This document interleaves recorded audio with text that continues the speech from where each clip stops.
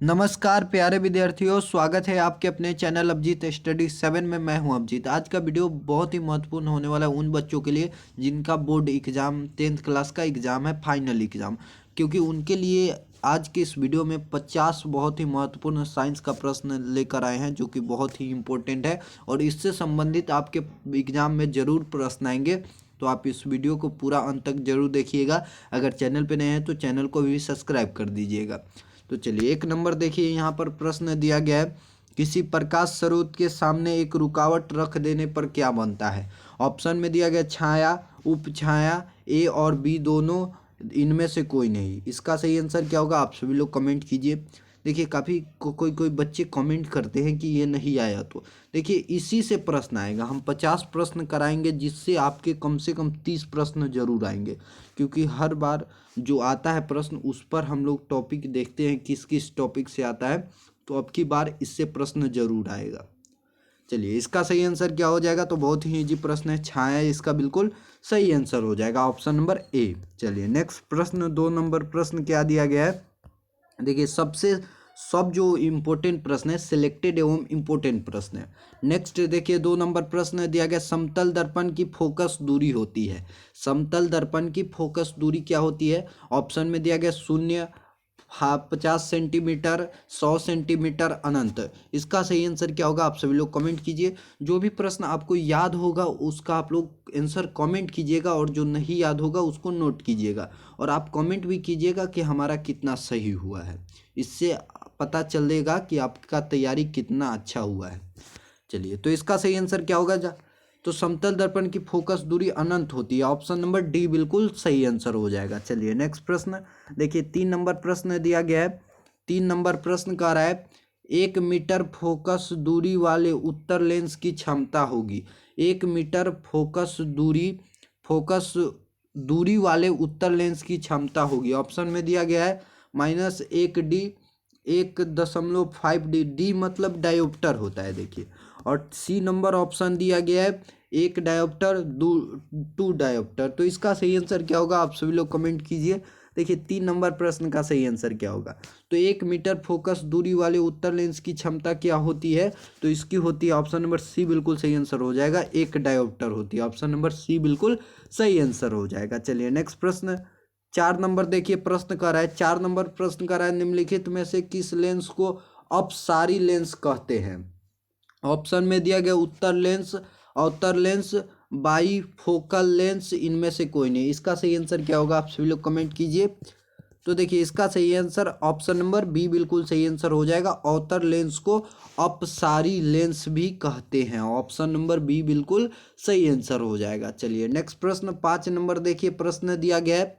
5 number प्रश्न देखिए, दिया गया, प्रकाश की चाल विभिन्न माध्यमों में होता है। प्रकाश की चाल विभिन्न माध्यमों में होता है। ऑप्शन में दिया गया भिन्न भिन्न, समान, ए और बी दोनों, इनमें से कोई नहीं। तो इसका सही आंसर क्या होगा, तो देखिए, प्रकाश की चाल जो होती है विभिन्न माध्यमों में भिन्न भिन्न होता है, यानी अलग अलग होता है, सब में समान नहीं होता है, यानी सब में अलग अलग होता है। तो ऑप्शन नंबर ए बिल्कुल सही आंसर हो जाएगा।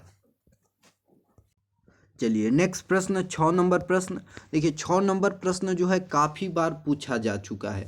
हर बार ये पूछा जाता है, 1 साल गैप देकर पूछा जाता है, और अब की बार ये प्रश्न जरूर आएगा। 100% श्योर है कि ये प्रश्न जरूर आएगा। प्रश्न है देखिए, किसी लेंस द्वारा उत्पन्न आवर्धन का एसआई मात्रक क्या है। किसी लेंस द्वारा उत्पन्न आवर्धन का एसआई मात्रक क्या है। ऑप्शन में दिया गया मिलीमीटर, सेमीमीटर, मात्रक विहीन। तो इसका सही आंसर क्या होगा, तो देखिए, इसका सही आंसर ऑप्शन नंबर डी बिल्कुल सही आंसर हो जाएगा, मात्रक विहीन। चलिए नेक्स्ट प्रश्न, 7 नंबर देखिए, प्रश्न क्या दिया गया है। तो 7 नंबर देखिए, प्रश्न यहाँ पर दिया गया है, निम्नलिखित में से किसका अपवर्तनांक सबसे अधिक होता है। ऑप्शन में दिया गया कांच, हीरा, बर्फ, वायु। इसका सही आंसर क्या होगा, आप सभी लोग कमेंट कीजिए। तो देखिए, 7 नंबर प्रश्न का सही आंसर क्या होगा, तो ऑप्शन नंबर बी बिल्कुल सही आंसर हो जाएगा। हीरा का अपवर्तनांक जो होता है सबसे अधिक होता है। अपवर्तनांक, कोई कोई देखिए वर्ड डिफिकल्ट होता है। अपवर्तनांक जो होता है सबसे ज़्यादा किसका सबसे अधिक किसका होता है, तो हीरा का होता है। ये आप लोग याद कर लीजिएगा, ये भी बहुत ही वीवीआई क्वेश्चन है। चलिए नेक्स्ट देखिए 8 नंबर प्रश्न दिया गया है, एक अभिसारी लेंस बनाता है, एक अभिसारी लेंस बनाता है। ऑप्शन में देखिए दिए गए हैं, ऑप्शन में पहला ऑप्शन में ऑप्शन नंबर ए में दिया गया सदैव वास्तविक प्रतिबिंब, सदैव आभासी प्रतिबिंब, कभी आभासी तो कभी वास्तविक प्रतिबिंब, इनमें से कोई नहीं। इसका सही आंसर क्या होगा?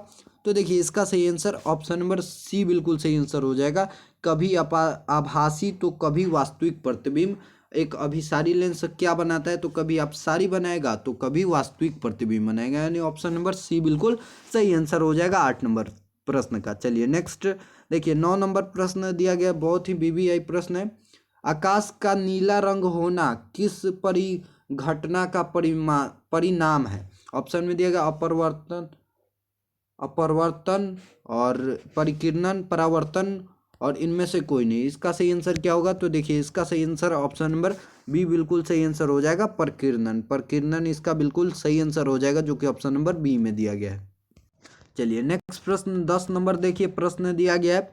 10 नंबर देखिए प्रश्न कर रहा है, प्रकाश का प्राथमिक वर्ण है, प्रकाश का प्राथमिक वर्ण है। ऑप्शन में दिया गया लाल, नीला, हरा, इनमें सभी। तो इसका सही आंसर देखिए क्या होगा? तो इसका सही आंसर ऑप्शन नंबर डी बिल्कुल सही आंसर हो जाएगा, इनमें से सभी। क्योंकि देखिए प्रकाश का प्राथमिक वर्ण लाल है, हरा है, नीला है, यानी तीनों है, तो इनमें से सभी इसका बिल्कुल सही आंसर हो जाएगा। चलिए नेक्स्ट देखिए 11 नंबर प्रश्न क्या दिया गया? तो 11 नंबर देखिए प्रश्न दिया गया है, बृहत संख्या में प्रकाश सुग्राही कोशिकाएं कहाँ होती है? कह रहा है देखिए बृहत संख्या में प्रकाश सुग्राही कोशिकाएं कहाँ होती है? ऑप्शन में दिया गया कॉर्निया में, पुतली में, रेटिना में, इनमें से कोई नहीं। इसका सही आंसर क्या होगा? आप सभी लोग कमेंट कीजिए 11 नंबर प्रश्न का। तो देखिए इसका सही आंसर ऑप्शन नंबर सी बिल्कुल सही आंसर हो जाएगा, रेटिना में बृहत संख्या में प्रकाश सुग्राही कोशिकाएं होती है। ऑप्शन नंबर इसका सी बिल्कुल सही आंसर हो जाएगा। चलिए नेक्स्ट प्रश्न देखिए, नेक्स्ट प्रश्न दिया गया, दूरदृष्टि दोष के उपचार के लिए किस लेंस का प्रयोग किया जाता है? ऑप्शन में दिया गया उत्तर लेंस, अवतल लेंस, बेलनाकार लेंस, इनमें से कोई नहीं।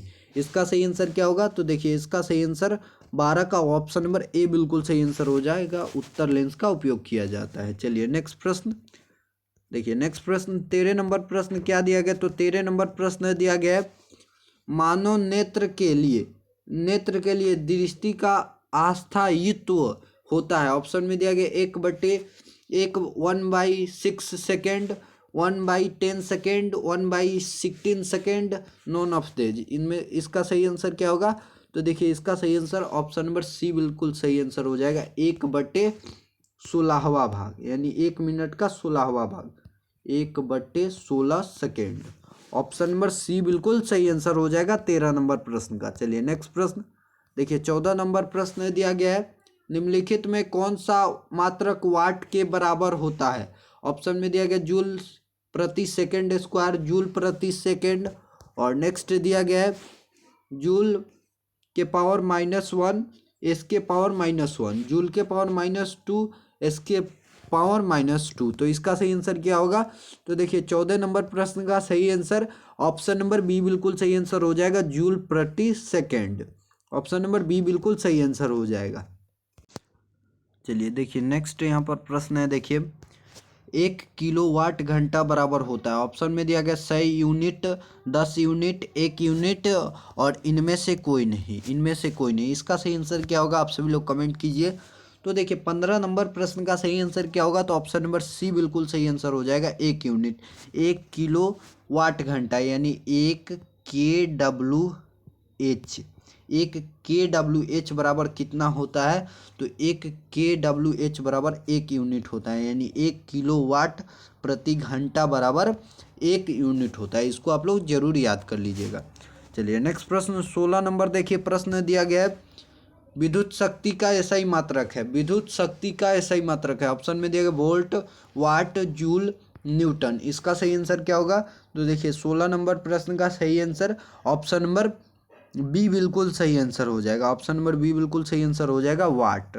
चलिए नेक्स्ट प्रश्न 17 नंबर प्रश्न देखिए दिया गया, 17 नंबर प्रश्न कराए 1 kWh बराबर है, यानी 1 किलोवाट प्रति घंटा बराबर कितना होता है? तो देखिए दिया गया 36 जूल, 36 गुने 10 के पावर 6 जूल। और सी नंबर ऑप्शन दिया गया 3.6 गुने 10 के पावर 6 जूल। और नेक्स्ट डी नंबर ऑप्शन दिया गया 3600 जूल। तो इसका सही आंसर क्या होगा?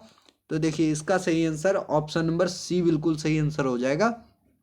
3.6 के गुने 10 के power 6 joule. Option number C बिल्कुल सही आंसर हो जाएगा। इसको भी याद कर लीजिएगा, बहुत ही वीवीआई प्रश्न है।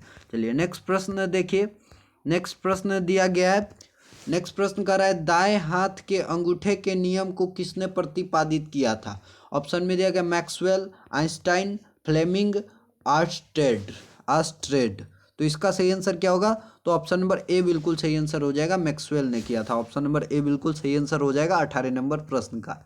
चलिए नेक्स्ट प्रश्न 19 नंबर देखिए। प्रश्न दिया गया है 19 नंबर प्रश्न का रहा है, विद्युत फ्यूज विद्युत धारा के किस सिद्धांत पर कार्य करता है? ऑप्शन में दिया गया चुंबकीय, रासायनिक, ऊष्मीय और इनमें से कोई नहीं। तो इसका सही आंसर क्या होगा? तो देखिए इसका सही आंसर ऑप्शन नंबर सी बिल्कुल सही आंसर हो जाएगा, ऊष्मीय।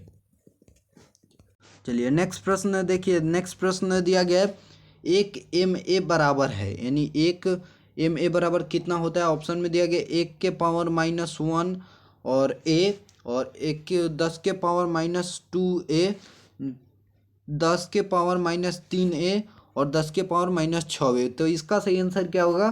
तो देखिए इसका सही आंसर ऑप्शन नंबर, देखिए 1 मिली एम्पियर, यानी देखिए 1 एम ए का मतलब क्या होता है? तो 1 एम ए के मतलब होता है एम्पियर, एम के मतलब होता है मिली और ए का मतलब होता है एम्पियर, यानी 1 मिली एम्पियर बराबर कितना एम्पियर होता है? तो इसका सही आंसर क्या होगा? तो देखिए 20 का सही आंसर ऑप्शन नंबर सी बिल्कुल सही आंसर हो जाएगा, क्योंकि 1 एम्पियर बराबर कितना होता है? तो देखिए होता है आपका 0.01, इतना होता है। इतना होता है तो उसको हम लोग भाग करेंगे तो इतना आएगा। ऑप्शन नंबर सी यानी इसका बिल्कुल सही आंसर हो जाएगा 10 के पावर -3 ए, यानी 1 मिली एम्पियर बराबर कितना एम्पियर होता है पूछेगा, तो इसका सही आंसर हो जाएगा 10 के पावर -3 एम्पियर होता है। ऑप्शन नंबर सी बिल्कुल सही आंसर हो जाएगा। चलिए नेक्स्ट प्रश्न देखिए। 21 नंबर प्रश्न दिया गया है, प्रतिरोध का मान बढ़ाने के लिए प्रतिरोधकों को जोड़ा जाना चाहिए। ऑप्शन में दिया गया श्रेणी क्रम में, पार्श्व क्रम में, ए और बी दोनों, इनमें से कोई नहीं। तो इसका सही आंसर क्या होगा? तो इसका सही आंसर ऑप्शन नंबर डी बिल्कुल सही आंसर हो जाएगा, इनमें से कोई नहीं। चलिए नेक्स्ट प्रश्न 22 नंबर देखिए। प्रश्न देखते हैं। 22 नंबर प्रश्न दिया गया, इलेक्ट्रिक हीटर की कुंडली बनाने में किस पदार्थ का प्रयोग किया जाता है? इलेक्ट्रिक हीटर की कुंडली बनाने में किस प्रयोग का उपयोग किया जाता है? ऑप्शन में दिया गया लोहा, चांदी, नाइक्रोम, तांबा। तो इसका सही आंसर क्या होगा? तो देखिए इसका सही आंसर ऑप्शन नंबर सी बिल्कुल सही आंसर हो जाएगा, नाइक्रोम का प्रयोग किया जाता है। चलिए नेक्स्ट प्रश्न देखिए। नेक्स्ट प्रश्न 23 नंबर प्रश्न दिया गया है, निम्नलिखित में कौन ग्लोबल वार्मिंग के लिए उत्तरदायी है? ऑप्शन में दिया गया NH3O2, N2 और CO2। तो देखिए ग्लोबल वार्मिंग के लिए जो उत्तरदायी है कौन है? तो कार्बन डाइऑक्साइड होता है। तो कार्बन डाइऑक्साइड का सूत्र क्या होता है? तो CO2 होता है। तो ऑप्शन नंबर डी बिल्कुल सही आंसर हो जाएगा, CO2। चलिए नेक्स्ट प्रश्न देखिए। नेक्स्ट प्रश्न दिया गया है, इनमें से कौन जीवाश्म ईंधन है? देखिए कह रहा है 24 नंबर प्रश्न, इनमें से कौन जीवाश्म ईंधन है? ऑप्शन में दिया गया पेट्रोलियम, प्राकृतिक गैस, कोयला, उपयुक्त सभी। देखिए जीवाश्म ईंधन किसे कहते हैं? जो जमीन के नीचे दबे हो सड़े गले जानवर के अवशेष, मिट्टी और पौधे के अवशेष और सजीवों के अवशेष से दबकर और हजारों लाखों वर्ष बाद वो ईंधन का रूप ले, उसे हम लोग जीवाश्म ईंधन कहते हैं। तो देखिए पेट्रोलियम भी हमें प्राप्त होता है, तो मिट्टी के नीचे दबे सड़े गले जितने भी अवशेष होते हैं, हजारों लाखों वर्ष होते हैं, तो वो जाकर पेट्रोलियम बनता है। और प्राकृतिक गैस भी हमें ऐसे ही प्राप्त होते हैं, कोयला भी हमें ऐसे ही प्राप्त होते हैं, यानी तीनों जो है जीवाश्म ईंधन है, यानी ऑप्शन नंबर डी बिल्कुल सही आंसर हो जाएगा, उपरोक्त सभी।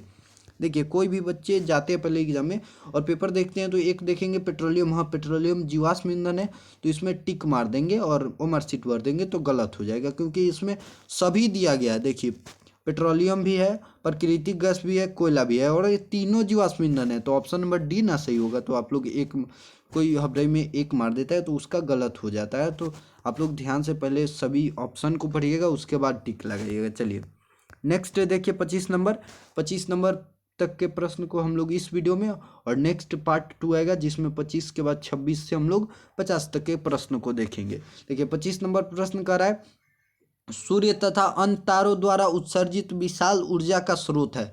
ऑप्शन में दिया गया नाभिकीय विखंडन, नाभिकीय संलयन, और देखिए सी नंबर ऑप्शन दिया गया ए तथा बी दोनों, इनमें से कोई नहीं। तो इसका सही आंसर क्या होगा? तो देखिए 25 नंबर प्रश्न का सही आंसर ऑप्शन नंबर बी बिल्कुल सही आंसर हो जाएगा। बी नंबर ऑप्शन बिल्कुल सही आंसर हो जाएगा। नाभिकीय उसे हम लोग संलयन कहते हैं। चलिए, जो भी बच्चे चैनल को सब्सक्राइब नहीं किए उनसे रिक्वेस्ट होगा कि आप लोग चैनल को सब्सक्राइब कर दीजिएगा, वीडियो को लाइक कर दीजिएगा, और पार्ट 2 जल्द ही आएगा। आप लोग कमेंट कीजिएगा, और ये सभी इंपॉर्टेंट प्रश्न है आपके एग्जाम में, बोर्ड एग्जाम में जरूर इससे प्रश्न आएंगे। चलिए मिलेंगे नेक्स्ट वीडियो में, तब तक के लिए जय हिंद, वंदे मातरम।